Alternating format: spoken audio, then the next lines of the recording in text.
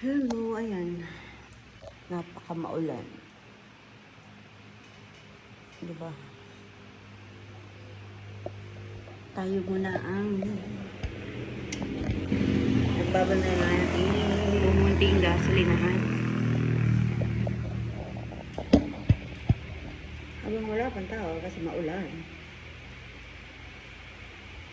Mag-aano muna tayo. Tapusin natin itong mga hindi pa natatapos.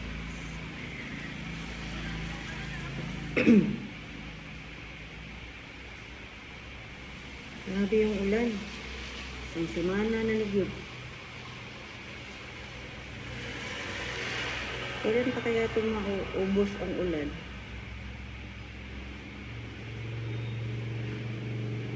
Yan. Ito yung tinatawag natin double crochet yan.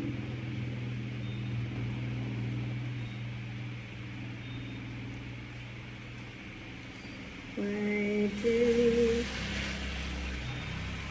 birds suddenly appear every time? Kinakatakot ko. Ito na lang yung yarn. Paano? Paano matatapos? Meron pa akong yarn. Pero yellow. Okay lang siguro. Ay, okay lang siguro na Technicolor yung ano. Kulay ng ating skirt.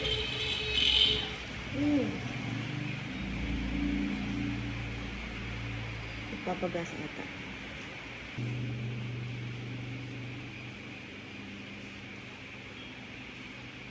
Ay, nagpagas. Pero in-stop ko yung video. Kasi maulan. Hindi ko madalala yung phone. Grabe yung ulan. Wala kahumana ng ulan dito.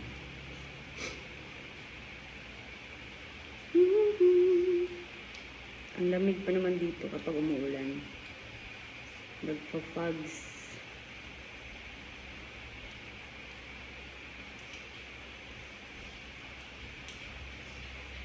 Ang lamig ng hangin.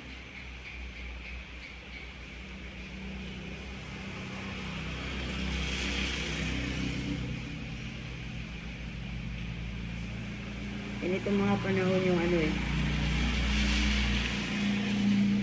Sarap matulog. Kahilata lang.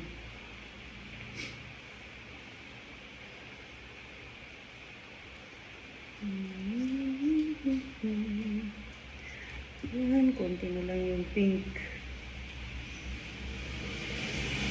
Konti na lang yung pink. Yung skirt natin ay klipa.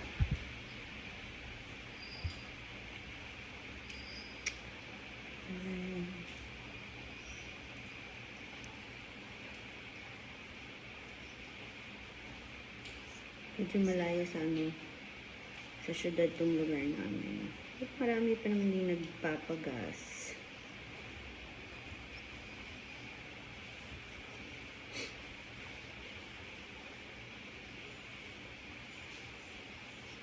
Ito crochet, di talaga ako expert dito. Marunong lang talaga. Nahiligan.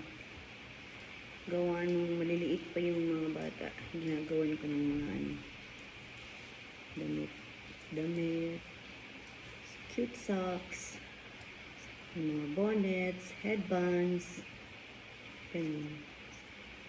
Wala talaga sa isip ko na gagawa ako tapos bebenta.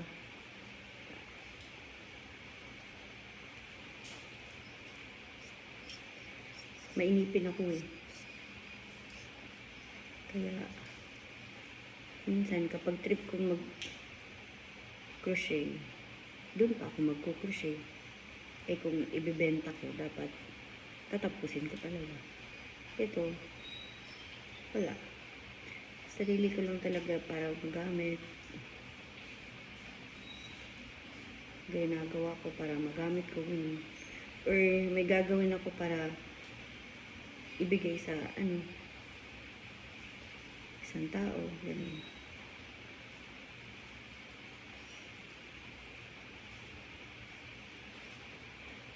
Tagal tumatapos eh. Pag di mo talaga tututukan.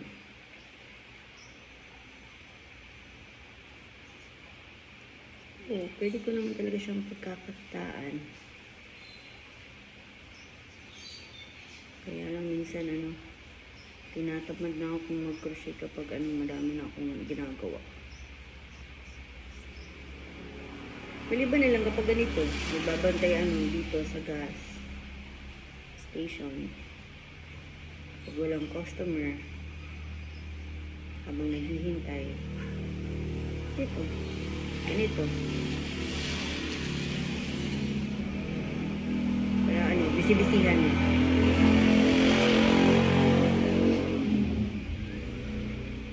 Ayan, ang ikli na.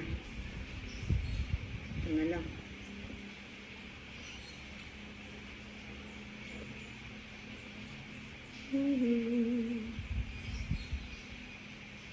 Pumapatak na naman ang ulan sa bubong ng bahay.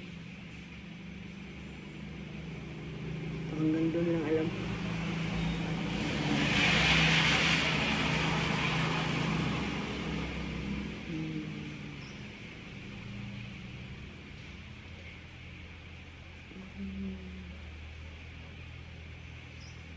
Anhid ako diri sa balay,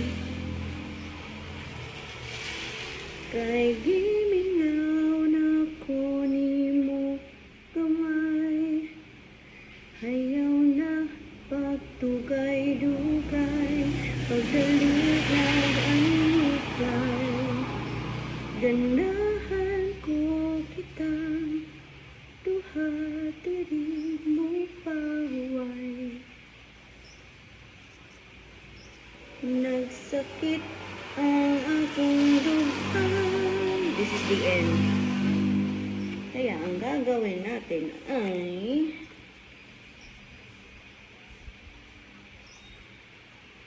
i-combine natin to. Yan. Bali, i-join natin tong dalawang kulay. Kasi wala na akong ibang kulay available na pink. Yellow na lang.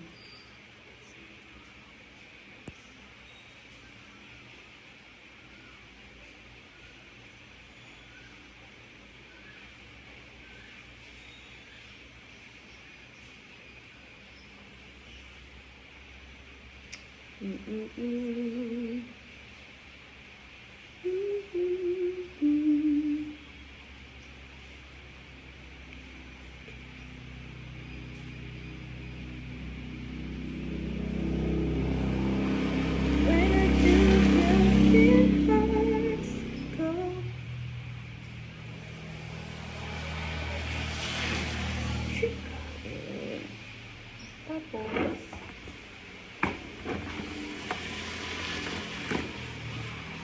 kupit-kupit na lang.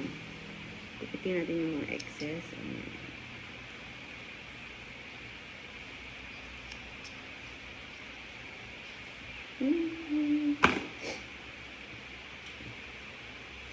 And then continue.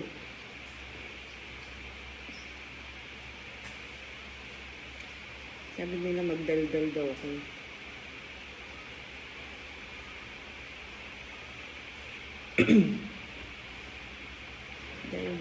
Dal.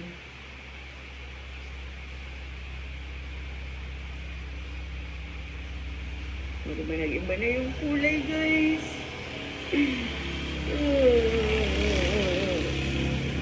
Hindi kaya ito pangit tingnan.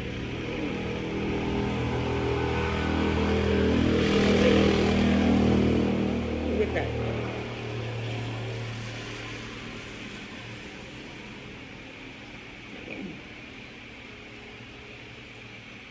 Walang choice. Wala nang ibang yarn eh.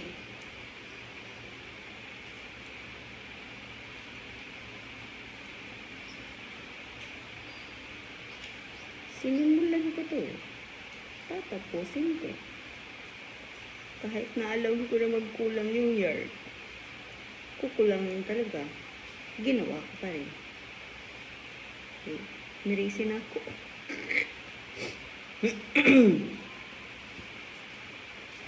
Ayan. Tingnan na lang natin kung hanggang saan aabot ang ating yarn. Matatapos na ito. Abangan na lang.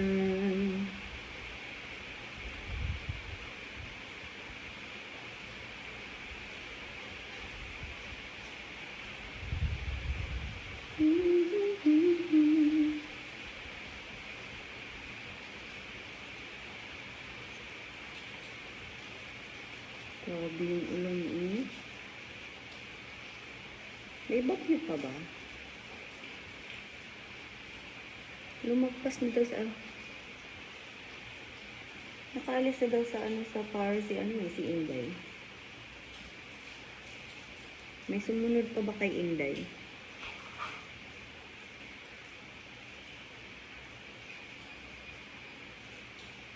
Buti na nga lang dito sa amin di sa awa ng Diyos, di kami binabaha. Pero kapag malakas ulan, malakas yung hangin, ay naku. Kasi yung hangin talaga, tutuklap talaga yung mga bubong sa lakas. Medyo elevated kasi dito, tapos yung hangin parang walang makakaharang, ganun. Marami namang mga kahoy, pero grabe, malakas talaga yung hangin dito. Liliparin ka talaga.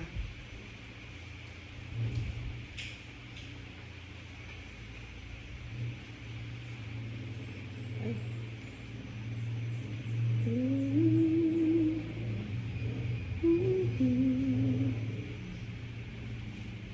Say it for always.